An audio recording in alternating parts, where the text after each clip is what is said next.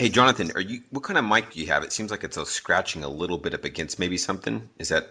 That could be because I'm getting more animated as I talk. Sorry, that I'm using just the iPod thing. It's I'll awesome. try and stay still.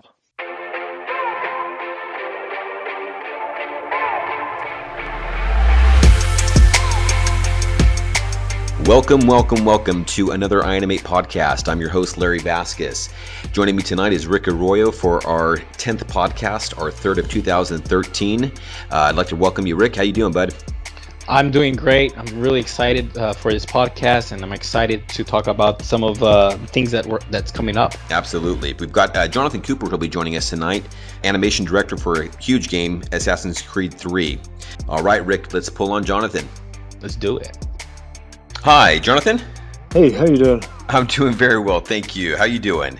Pretty good. It's a wee bit late, but I've got a nice cup of tea here, so hopefully that'll keep me going. Awesome.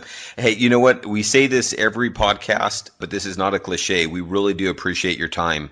Cheers. We know that this is just something that you guys take out of your busy schedule, and so this is definitely something that we don't take for granted, and we definitely do appreciate you joining us tonight. So thank you very much.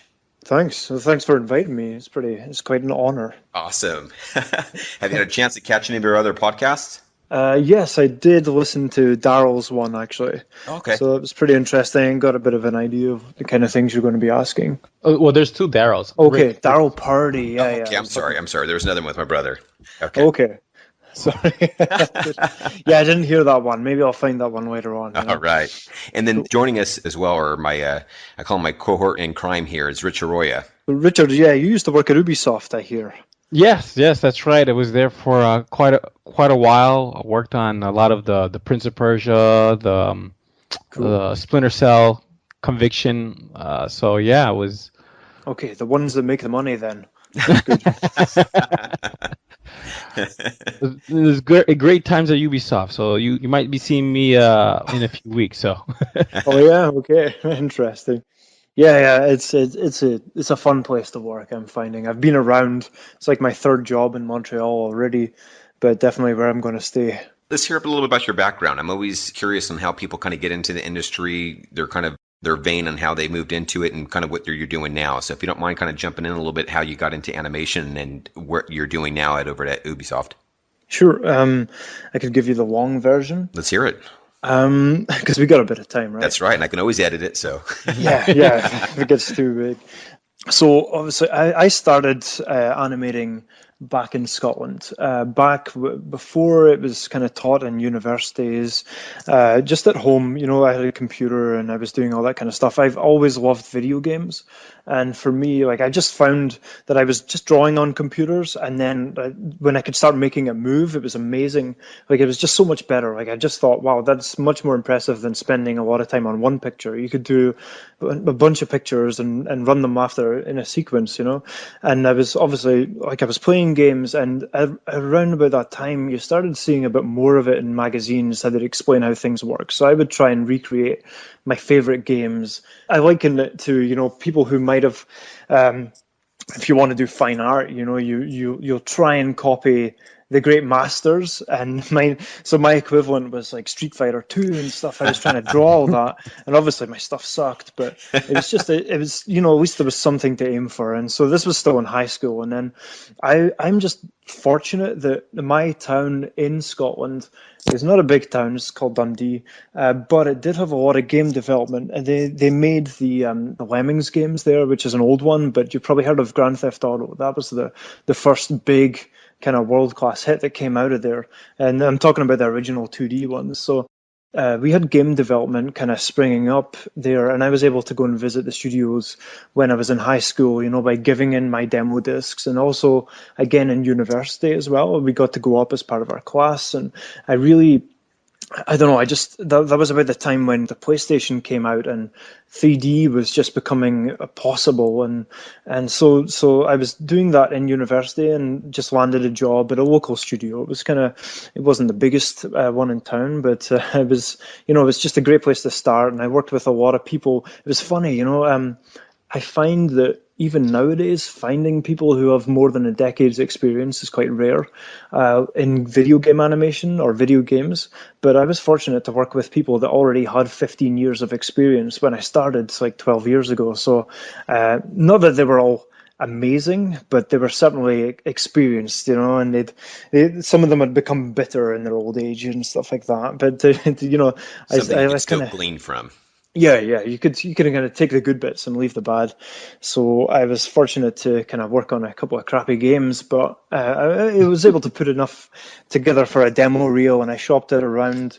Well, before I went to Canada, I went straight to the kind of motherland, so to speak, and I actually went to Japan myself with my first demo reel, and I knocked on the door of Nintendo and actually got in there somehow Nice. and Wow. handed over. It's kind of ridiculous when you think about it, but they didn't speak a word of English.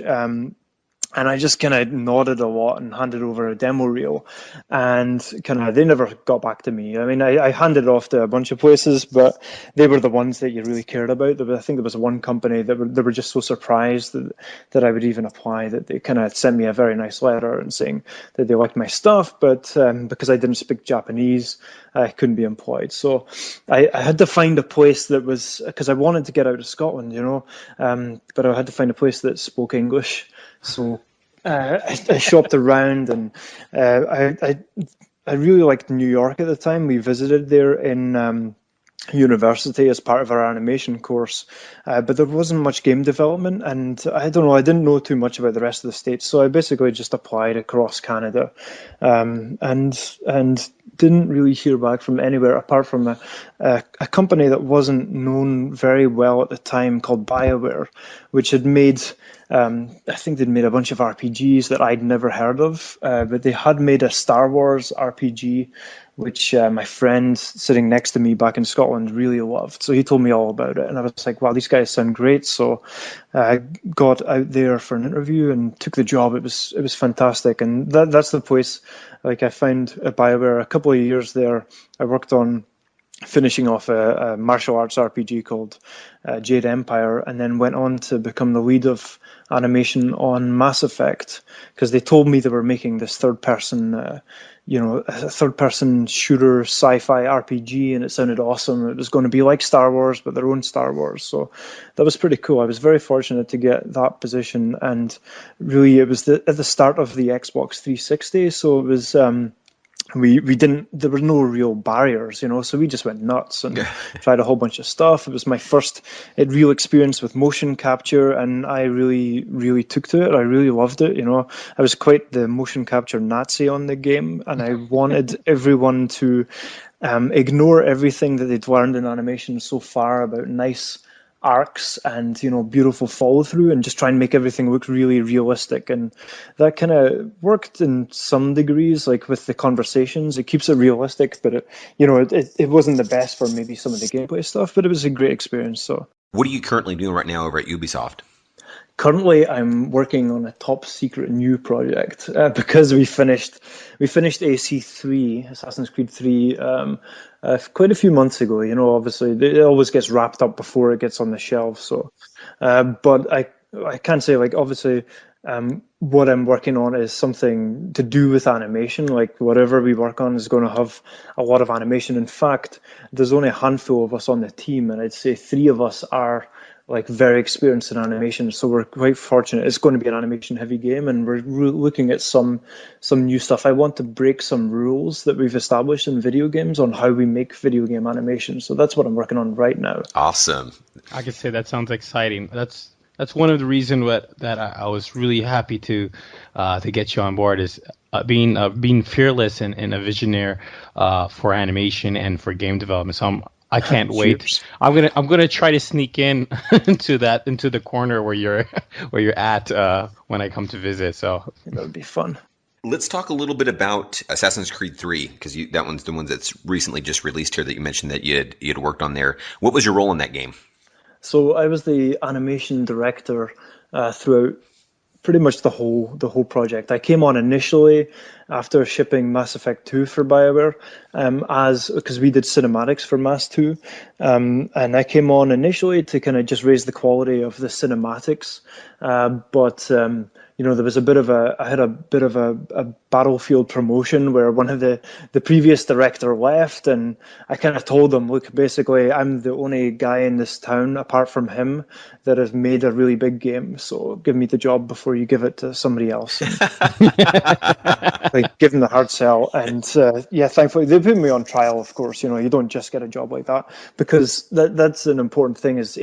Assassin's Creed is like, it's got to be about 5 times as big as any of the Mass Effect games before. We have so many teams across the way. So that was basically what I was doing, overseeing all the in-game animation. I was doing cinematics as well at the start for the first year, but I basically just worked on the technology of the cinematics. I didn't end up creating any for the game.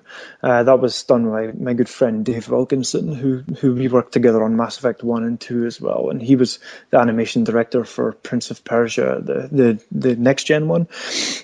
So he handled all that, and I just did all the in-game stuff. So all the assassins' moves, all the crowd life, all the animals, just anything that moved in the game outside of a cinematic. I was just overseeing that kind of thing.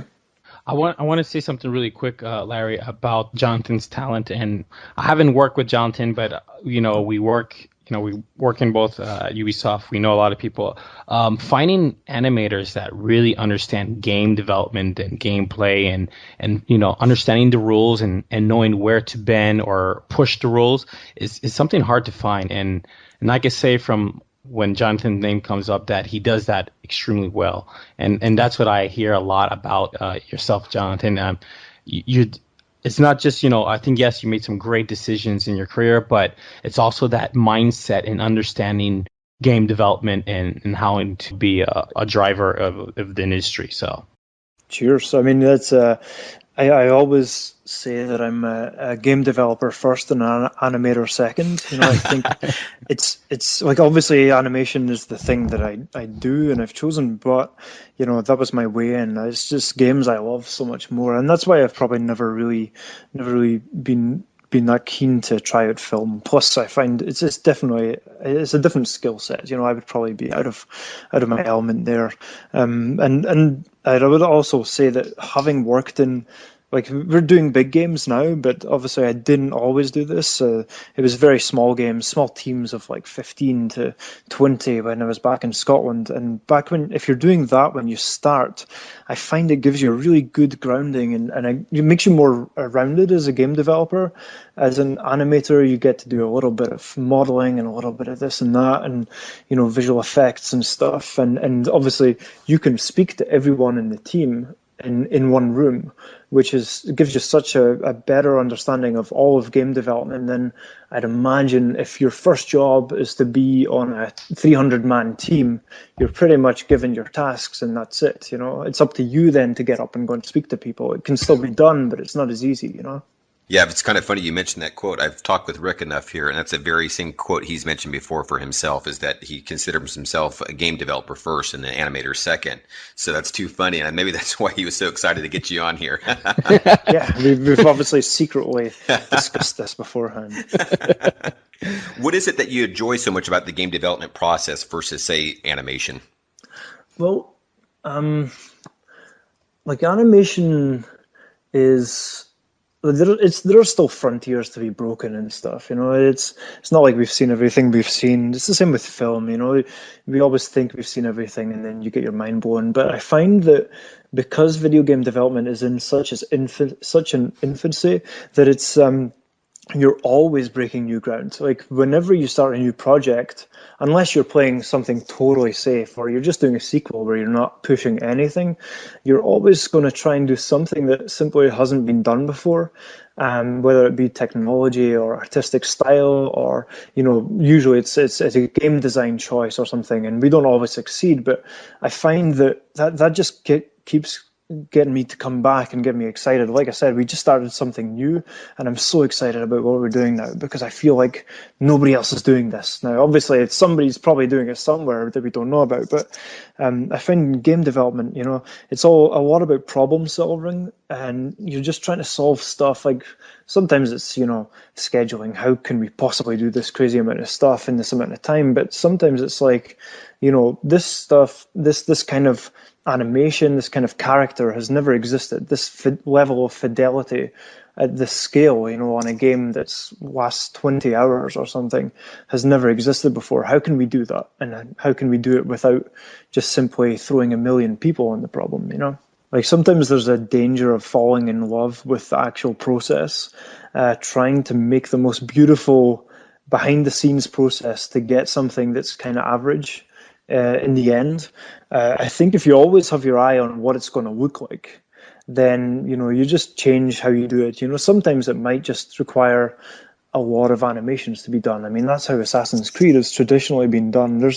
I was actually surprised when I got on because it has a high pedigree already, but there's not a lot. There wasn't a lot of crazy technology before. It was just like a lot of animations covering every eventuality, so transitions going everywhere, and that's just one solution. And that means, I mean, taking that example in particular, it meant that there was a lot of creativity in the individual animations that were being done, but there were a lot of like just transitions that had to be done, and no animator really wants to do that. So one thing we're always looking for is how can we get that same level of fidelity and take away all the less interesting parts for animators. Because one thing I hear a lot, we heard it a lot with motion capture.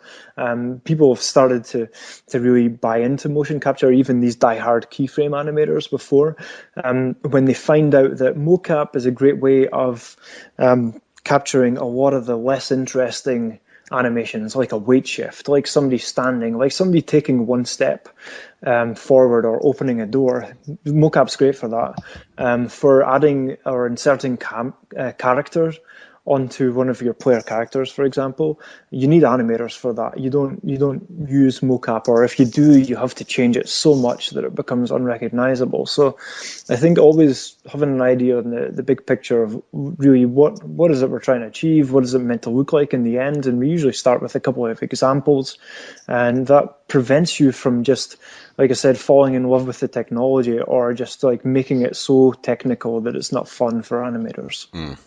Assassin's Creed, the setting of it in the American Revolution, it's never been done before. How did that kind of come about, and what was your involvement with the animation for a setting like that? Okay, well, when I joined the project, I remember in my interview, they told me the only things that were locked down were that it was in the American Revolution and you could climb trees. And those were the only things that I knew about it. And I remember thinking, wow, the American Revolution just hasn't been done. And before I even got on the project, I watched, I didn't watch The Patriot because I'd seen that already, and we kind of knew that's Mel Gibson's kind of, everywhere I go, people always remind me of Braveheart, and I am always reminding them that Braveheart is not very accurate. So I watched. Instead, I watched the great John Adams miniseries, and what was amazing about that is, and then what we found in the game is that a lot of the characters, for the first time in Assassin's Creed, really documented their lives. So we had a lot of research, that we can actually, it's real reference that we could look at and stuff, So by the time I got on, we knew which characters we kind of wanted to look at. Obviously, this Benjamin Franklin. We had to work long and hard to find people that were actually killed, because we don't have anybody be assassinated that couldn't be explained within reality and stuff. So we had to stick to reality to a degree. But from my perspective, from animation, it was a bit of a blank slate. We did decide after I got on, we had many discussions, and I won't give any spoilers, especially if you haven't played it, but there's more than one character that you play as in the third game. And that really, the story that we did with that really defined Connor as the main character. He was going to be half native and half European of descent, and that really informed all the animation. Like, that was the biggest thing. Second biggest was the natural environment, the tree climbing. The biggest challenge there was to just make it so he didn't look like Tarzan. And I think we did succeed in that. We didn't have him swinging through all the trees and stuff. We had him more running along branches. But the fact that he was native allowed us to really get him a bit more grounded in the world, a bit more earthy. We had to do our research to make sure we didn't fall back on cliches.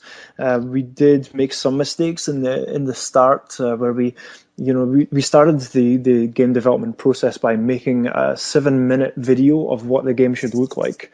So that was about a 3-month project with myself, a small team of 30 people. With say about 7 of us were animators, and we made a 7-minute video of how it would look. And we put scalping in there, which we were later told by our native people and by the voice actor for Connor that scalping was actually invented by the white man, who he kind of used it as a way of just perverting the native tribes and getting them to do their bidding and stuff. And they used that. That wasn't really a native custom at all. So we made some kind of missteps, but we were told by we were the new guys on the block handling the Assassin's Creed franchise. We were told that we could go quite violent, so we did bring a lot of the brutality from that time, because this is also the first Assassin's Creed that was set during a major war, and one that we have documented, and we knew that we had a lot of fear, especially from fans that are like, they've got muskets, so they've got guns, they've got pistols, that's going to ruin the melee combat. But when we looked into muskets, it takes like the very best people could only reload their guns in 45 seconds. Between 30 seconds and 45 seconds to reload your guns. So we were all about closing the distance between people fighting, and we kept the tomahawk. Obviously, we dropped the scalping, but the tomahawk became the iconic weapon. Typically, previously it was the hidden blade, but we worked with the tomahawk, and it just informed like the character. He was a lot more closer to the ground. He was really feral in his movements and also very brutal.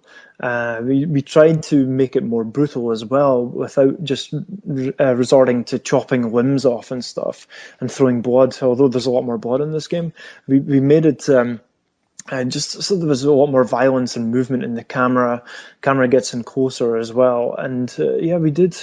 I think we for this also, this is the first Assassin's Creed where the assassin can take a beating as well, because in all the previous games you were either blocking automatically or taking slight hits, whereas this time around, it really felt like a war of attrition between you and groups of people. So that really affected it. And then, like I said, the frontier affected the character as well. The frontier setting, we had to do a lot of technology just to get it to work on extreme slopes, and the tree running was an ongoing thing. The rock climbing, only like that came together right in the last few weeks of development. Actually, the rock climbing, it was quite a risk throughout, but we really did try and replace as much of the animation as possible and really refresh it.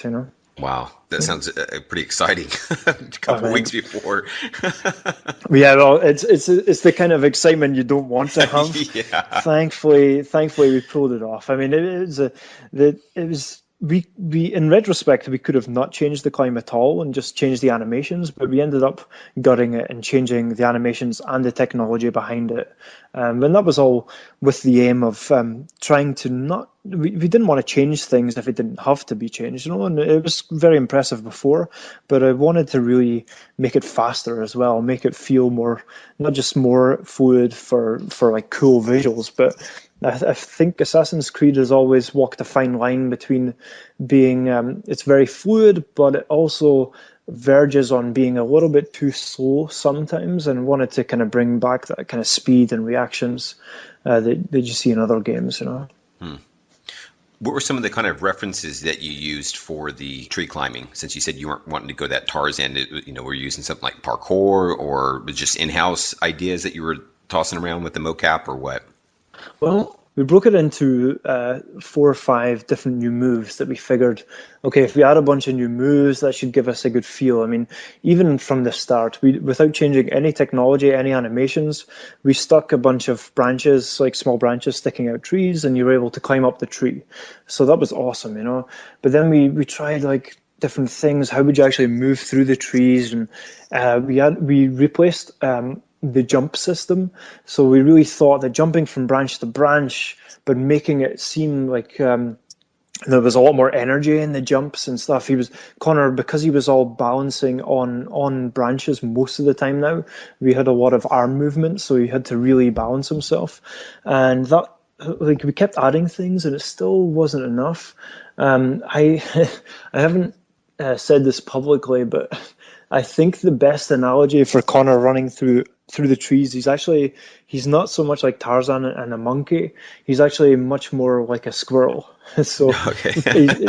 he's a squirrel. He runs along the branches, but he's a squirrel that can kill you. So he's a bit more aggressive. Just imagine that. But yeah, that's probably not the best analogy. I never actually told anybody on the team that either. But that was kind of what we ended up doing. He's more running along branches and rather than swinging. I mean, we made certain rules. We did add monkey bar swinging, but we made sure that you never swing for more than 2 or 3 branches at a time. Otherwise, it would feel really like Tarzan. So the reference wise is tough. We didn't really have references other than, I know for because the climb system is still part of the tree system, which is still part of the jump system. We did have real parkour stuntmen this time. For the first time in Assassin's Creed, we actually traditionally they were always using the actual animators were getting in the suits, which is it's pretty impressive considering it looks so good, you know. But I have a rule: I never get in the suit. I don't think I'm good enough. I'd rather like we paid people who've been doing it all their lives, and they were great. You know, we made great relationships with some stuntmen in Montreal and in Ontario, because we did a couple of shoots in Toronto as well, where we'd got parkour guys who are also martial artists, but importantly, the assassin can't seem too martial arty, so we had to kind of get them to come with ideas, but then we take out some of the kung fu. But we had a lot of parkour. We did get real parkour practitioners, mocapped them, and then modified a lot of the work to get them to jump correctly and stuff. I mean, one of the best things I think we did was we got in this kind of thing called an air ramp, which is essentially it's a hydraulic explosion on the ground where the stuntman will run and then a second stuntman hits a switch and it just sends him flying in the air. So that was fantastic because it gave us so much more airtime than you could actually get from a real jump. Because although you know you get the impression that it's incredibly realistic, the assassin can jump for 5 meters. So we had to kind of get something that would give him enough airtime. And of course, then the animators take that back and they add in the anticipation before the jump and the landing, because we'll have them land on mats, but we'll make sure the landing is correct and stuff. And I think that was one of the things that we had to work on a lot, because although we wanted this new style for jumping, our keyframe attempts just didn't have the correct weight. So we did fall back on mocap and then heavily keyframed on top of it and modified them. And we had to tweak them, like I said, 3 or 4 revisions just to get that level of consistency, because we have, I'd say, about 16 different jump lengths that all kind of play and they all blend with each other and stuff. So you had loads of different animations that would all play depending on the distance between the branches, or you know, the distance between buildings when he's jumping as well. So you know, there's a lot of that. There's reference from the real life, but there's a lot of imagination brought by the animators. That's good. What were some of your biggest challenges on Assassin's Creed 3? I'd say, well, right from the get-go, the biggest challenge was given to us. It was like, just, you have to change everything, but don't change anything. That was the kind of real from the executives, from the guys in France who the HQ of Ubisoft. They didn't want you to change anything because then it wouldn't be Assassin's Creed, but they wanted it to feel really fresh and everything. So that one of the biggest challenges was finding out how far to push things that were stylistically just completely off the mark. Like I found out pretty quickly, anytime you make the assassin do a somersault, it's just cancelled. You can't do that. It's just a rule. The assassin doesn't flourish. He's very efficient in the way that he gets from A to B, which is it's a very parkour mentality. And whereas free running is, although even people on the team get them confused, free running is all about expression, and that's about creativity when you're jumping, and about the flips and wall runs into kicking off and doing a backflip and stuff. The assassin would never do that because it's very important to not become the Prince of Persia. Okay, which that's is what I had in my mind.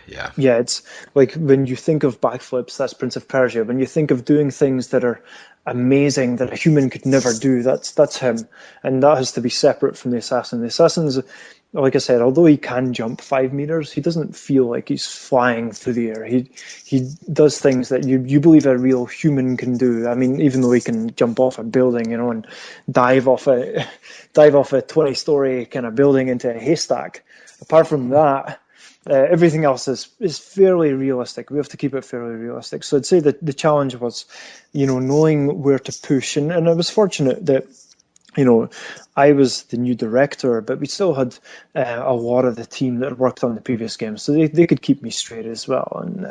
And we pushed on each other. Like sometimes people wanted to do what they'd always done before, and we'd push them to try new things, try new technology and stuff, and they'd also kind of push me to kind of use new. Like I'd never done a game that required like 60 animations per move. It is ridiculous the amount of different transitions for every kind of potentiality that might come out of just.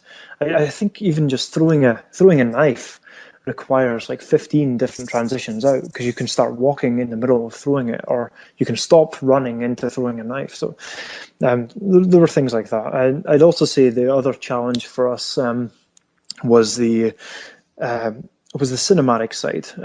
This was something we were certain on from the start. We wanted to raise the quality of cinematics. Like I said, that was my first charge, was to just do the cinematics. I ended up doing the game as well, but we wanted to do something that would push the technology. It's an open world game, so it's never going to have the characters that look as good as a small linear game, or a game that's dedicated like Heavy Rain or something. But we knew we wanted to have to raise the quality of Assassin's Creed stuff, and we wanted to record the voice, the face, the body, the fingers all at once. That we believed was something that hadn't really been done in Ubisoft, hadn't been done at the time. Far Cry 3 was working on a similar technology as well, and that, I think, it's logistically difficult for one, because instead of the old methods, we used to just grab the body. Certainly on Mass Effect, we'd grab the body, and then we'd throw in like some keyframe. We'd throw in some mocap from some other stuff we'd captured previously. We grabbed the face from somewhere else, or we'd keyframe the face. I think the lip sync was done automatically. And now we had to be really strict and make sure that your script was locked, and then you'd go to shoot. But also you had to get all the actors in, because our actors are from around the world, from the UK, from around Canada, from the US. You had to make sure they were all there on the day to make sure that everything worked. And although we didn't use that for every cinematic, and you can kind of tell when you look at them which ones did and which ones didn't, the ones that did, I think, really paid off. Not because the animators had nothing to do. It was because we were able to give them the very best data. Everything was kind of time stamped, so it was all in sync. And then from there, they had they had movement on the face, and they could apply the same techniques as we do when we work with mocap to the face as well. Like exaggerating poses and stuff like that. But it really allowed us to get like a lot of content in there, and you can really see little subtle movements when you see like a facial expression that ties in with an eye look, that ties in with a head movement, that ties in with a finger point. When it all happens at exactly the same time, I think that's where the magic is, and it's something that I'd definitely be doing in the future projects as well. Okay, so that was your biggest challenges on there. What were some of your biggest achievements on Assassin's Creed that you felt like when you walked away from this game, it shipped, you were feeling like, man, I'm so happy we pulled that off? Well, yeah, I just kind of feel that about the whole game. The climb was, like I said, a real worry until the end. But I think the biggest achievement was, I feel it still feels like an Assassin's Creed game. But I think it feels fresh, and this is the important thing that I don't think people appreciate it until if you play Assassin's Creed 3, then you go back to the older ones, then you'll really notice what we did add. But it's like anything in visual effects or that. The best things you do should go unnoticed. People shouldn't really notice that. Look at this crazy IK technology. They should just feel, wow, the assassin feels like he's in the world. That I do find was the big thing that I think we've brought to this game that I haven't seen in other games. So I'm really proud of it. Is we do have IK on all the time on the assassin. Like, he only used to have it when he stood still, and that's what we typically do in games. We turn it off, and then when you stop running, we turn on IK to get the feet going. But it's on all the time. It's on all the time whenever you fight with people. We can't have it on everyone, but we did a lot of stuff, like IK on the feet to cater for fights in slopes. So you can be fighting on a 45-degree slope, and you can still, the characters connect, they angle their upper bodies to aim at each other. And we do little techniques like we do have moves where they will grab each other, and we never match them perfectly, but we'll just make sure that we turn off some of the moves that don't look so good. Like, we find if there's a stab in the head and on flat ground, that doesn't work on a slope. But a slash does. If you slash across the body with a sword, that still works at different angles and stuff. So getting all that to work in an organic environment, because you don't, like, it's an open world, so you really can't predict where things are going to happen. And although it wasn't perfect, I play the game and I still see some craziness. It's not quite as often as I feared it would be. So I find, like, having the character feel like he's not floating through a world. He's actually in the world. He's connected. He's often, like, shifting his balance and stuff, and his feet aren't sliding all over the ground. When he runs upstairs, he's touching the stairs. He's really putting more effort into running up a slope than he is down. That's, I think, the thing that, again, non-animators probably won't notice it. They'll just think that he's, looks nice again, like all Assassin's Creed. But I'd hope other animators would appreciate that kind of thing. But the player would notice it if that wasn't working right. We watch people. We know when something should look like it's supposed to. So when a player's playing a game and you see this slippage, they're going to notice that because they know what it should look like. So I think to be able to pull that off, and it goes back to like what you're saying there, your goal then is to have them not be able to notice it and still be able to just stay into the game there.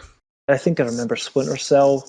So Richard's game was one of the first ones I ever saw. I'm watching you. No, but I'm saying that was one of the first ones I ever saw that actually had feet connected to the ground using IK. When Sam Fisher would change direction, his feet wouldn't slide around underneath him. They'd stay planted and pivot around the ball of the feet. And, I think we've kind of done that. So I think now, if you play Assassin's Creed, like I said, and then go back to the previous ones, then you'd really notice sliding everywhere. But I don't think you'd notice it if we hadn't solved this. So I think we've just made it difficult for everyone else, unfortunately. Rick said that you're going to be presenting at the GDC. Yep. Can you tell us anything about that? I know Rick was crazy excited about that. You going to go? Absolutely. Awesome, that's cool. Yeah, I'll be talking basically about what we've just been talking about the development of Assassin's Creed 3, animation-wise.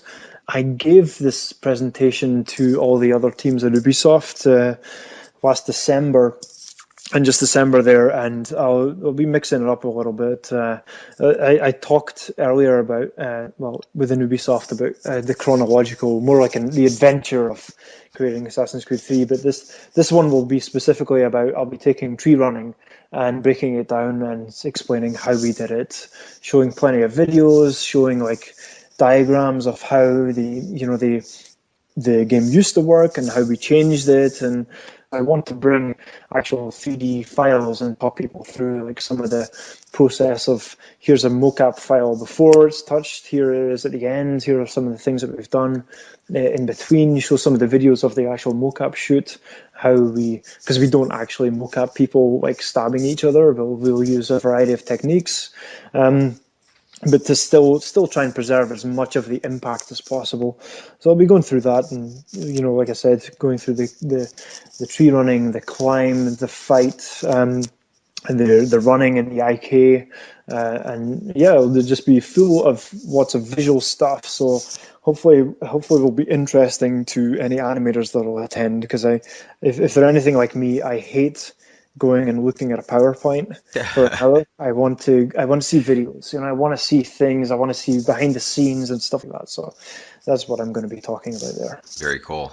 Now, Rick mentioned that this was something new for GDC, right? The animation portion of it.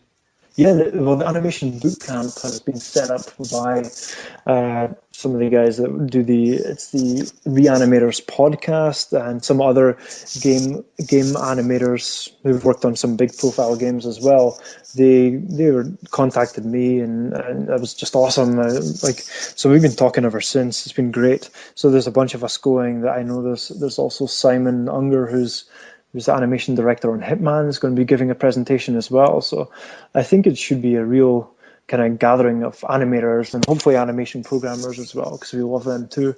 And just kind of getting us all in a room for a day and having multiple presentations, also from people outside of games as well, but all with an animation focus. So I'm really looking forward to that. That sounds great. I got a few questions. Hit it. All right.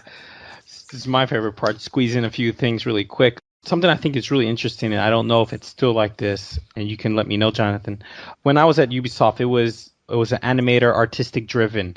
Is that still the case, and do you think it helped makes better games? Do you mean Ubisoft, like the whole studio? Ubisoft, like, for example, Montreal. I mean, that's where I was. I would totally agree with that 100%. This is the first game studio that I've worked on that feels like an art house. It's really art driven. Sometimes to the detriment of design. But I mean, I'm constantly working with some of the best art directors, animation directors in the world. The biggest difference I find is that it's really taken seriously. Like, we get out so much support. I mean, to give you an example, my previous games that I've worked on, like Mass Effect 1, we had one animation programmer, one AI programmer. Now it's pretty much a one-to-one. Certainly on Assassin's Creed, we have like, I think we had around say 20 animators and the same number of animation programmers for Assassin's Creed 3. It's really like they really put a big effort on the art side of it. I said to the detriment of design. I think it's only because sometimes it can overrule, if there's a strong personality. Like I said, I don't like to be like that. I like to really consider myself a game developer first, so the game is king. But really, it is an art house. Even the concept art and stuff. The teams are just bigger than I've ever had before, and the amount of support, the amount of tool support to make your art, the amount of cutting edge technology that's being developed purely to help animation is pretty mind blowing. So that's what I find. I totally agree that it's very much an art driven studio, whereas you'll get something like BioWare is a design driven studio. It's a writing design driven studio. You get other developers that are more about, like Crytek, I find, is a very technology oriented studio where they make like amazing, mind blowing rendering technology and stuff like that. So yeah, we're mostly artists. I just also wanted to add that for all the programs that I worked out there, Ubisoft had some. I mean, I work with great programmers in different studios, but I have to say Ubisoft had a large amount of amazing programmers that were artistically sensitive and comprehensive and extremely supportive. So I just wanted to, compliment those programmers, and I think that's what helps Ubisoft be so successful, as much as having great artists. Yeah, no, I'd say that, like Richard Dumas, who has been he's been the lead animation programmer for all the the major Assassin's Creed 1, 2, and 3 games, and he's the most animated programmer I've ever met. And he's also a game designer. He's one of the best game designers I've ever met as well.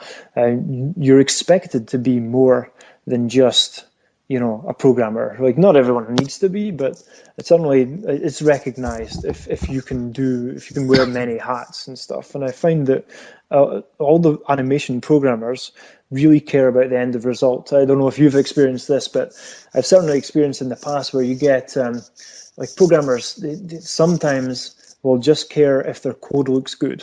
Whereas I find here, they don't care how clean their code is. It's all about, like, does the character move how we want him to move, And something I think we talk often at iAnimate is, especially for our game students, that we tell them they're more just an animator. They go through the game program and they're learning about games and how to create animation with great weight and making sure it works, but they're more than just an animator when they go through the game program. So I think this is fantastic how we talk about programmers are very comprehensive and very artistically driven, and yourself, you don't think yourself just as an animator, but also as a game developer. So I think that was a great point to touch on. Yeah, I got to say as well, I looked at the latest game animation reel on your site, and it looks very impressive. You guys are doing something right. Yeah, we work really hard for the students, so it's awesome to know that you guys in the industry are noticing our program and our students' hard work. So yeah, that definitely means a lot coming from you, Jonathan. So thank you very much. Cheers. So let me ask you this also: do you find that your animators are doing as much as the designing as the designer itself for the the animation systems, like the jump system? Oh yeah, I mean, to be honest, we occasionally will consult a designer to make them feel good, so they feel involved and stuff. But like the Assassin's movement is, I'd say, 99.9% done by animators and programmers. We need to consult with design to make sure that it's not completely, you can't find exploits. We need to consider them. I mean, I remember, for example, I did change the sprint speed of Connor compared to the previous Assassins, and that just ruined all the chase sequences. So, of course, because you could always get away. You could never be caught by anybody. So I changed that back. You need to do stuff like that. But yeah, and to be honest, I've never worked on a game where I met a designer that knew as much about a character control with the joypad and the feel of the character as much as an animator does.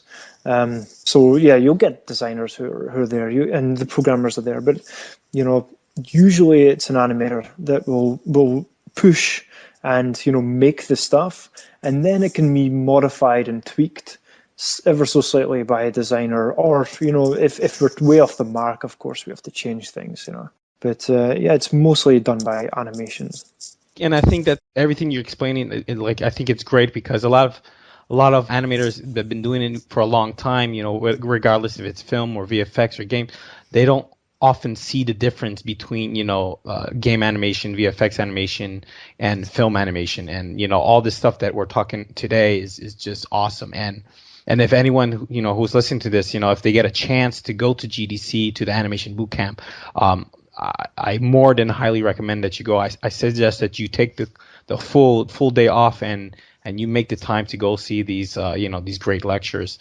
And also, we forgot to mention that Jonathan has this amazing blog, GameAnimation.com. Is that correct, Jonathan? GameAnim.com, yeah. GameAnim, yeah. pardon me. And even myself, I like to tell everyone, I like going to the blog and there's some great stuff there. So, everyone who's listening also check out his blog. Great stuff. It's just Cheers. Awesome. Well, Jonathan, we really do again appreciate your time. I know it's late there for you, and this has been very, very amazing. So yeah, we do appreciate your time. That's cool. Thanks. It was great. It's just great to talk about stuff, and thanks for the plug for GDC as well. It's going to be great to show all that. But yeah, I love talking about stuff. We talk about it all the time during the day, but it's always, the people we work with all the time. So it's great to share with other game developers and animators like yourself. Well, thanks again, Jonathan. You have a good night, and we'll have to definitely get you on here again sometime. Cheers. Okay, thank you very much. It was great fun. See you soon, Jonathan.